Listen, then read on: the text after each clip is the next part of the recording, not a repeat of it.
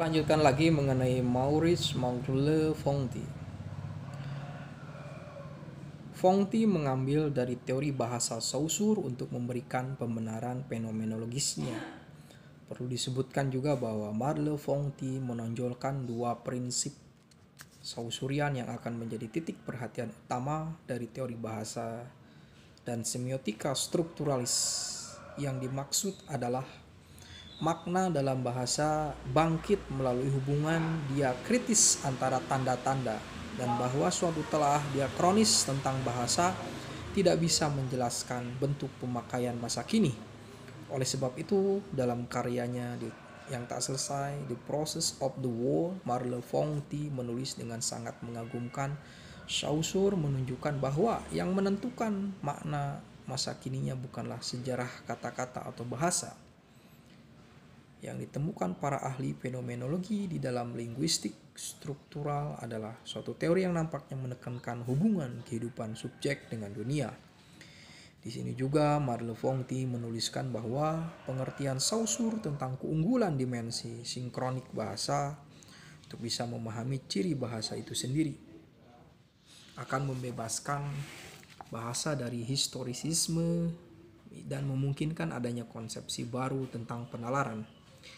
Menurut Merleau-Ponty, melihat bahasa secara sinkron adalah melihatnya saat ia dipakai dan bukan sebagai suatu entitas yang abstrak dan universal dan yang mengalami evolusi gradual dalam waktu. Secara mendasar di sini bahasa adalah masa kini yang hidup dalam speak, berbicara, berkomunikasi secara sebagian setara dengan menyadari bahwa masa kini yang dialami adalah yang datang secara berurutan.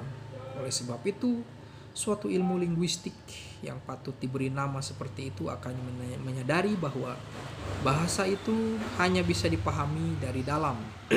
Dengan kata lain, bahasa tidak lagi bisa direduksikan ke suatu sejarah linguistik seperti halnya sejarah tidak bisa direduksikan ke dalam diskursus sejarah. Meskipun demikian, dalam usaha menghindari teori Saussure tentang langue bahwa sebagai suatu bahasa sebagai suatu sistem yang menjelaskan bagaimana wicara itu dilaksanakan demi parol atau tindakan wicara itu sendiri, Merleau-Ponty tidak mampu menunjukkan bahwa bahasa itu diartikulasikan secara ganda.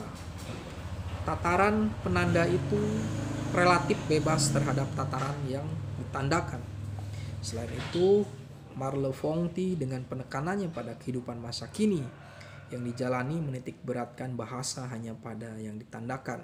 Maka hampir sejak kematian Merleau-Ponty pada tahun 1961, linguistik strukturalis akan menentang penekanan para ahli fenomenologi pada pengejawantahan transparansi dari yang ditandakan, yang kemudian hanya dibuat bingung oleh keburaman bahasa sebagai suatu sistem pertanda.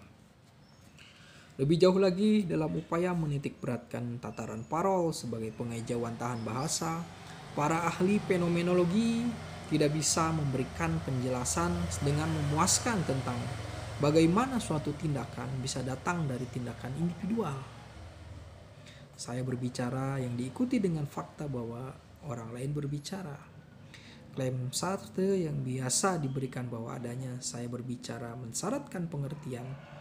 Kita berbicara tidak mampu menunjukkan bagaimana dalam wacana ini saya tidak begitu saja naik kedudukannya menjadi kami, yaitu kami yang dianggap homogen di dalam proses itu.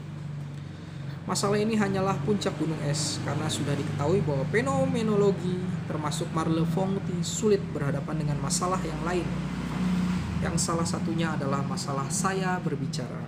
Dengan menolak teori tentang ketidaksadaran, fenomenologi memperlakukan setiap peristiwa subjektif meskipun terjawantah sebagai suatu kesatuan yang ada bagi dirinya.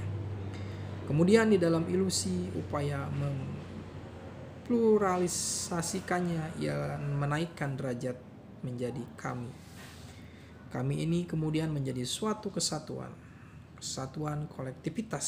Oleh sebab itu, yang lain heterogenitas disingkarkan melalui tongkat ajaib homogen. fenomenologi.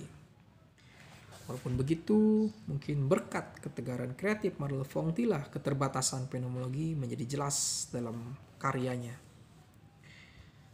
Terima kasih.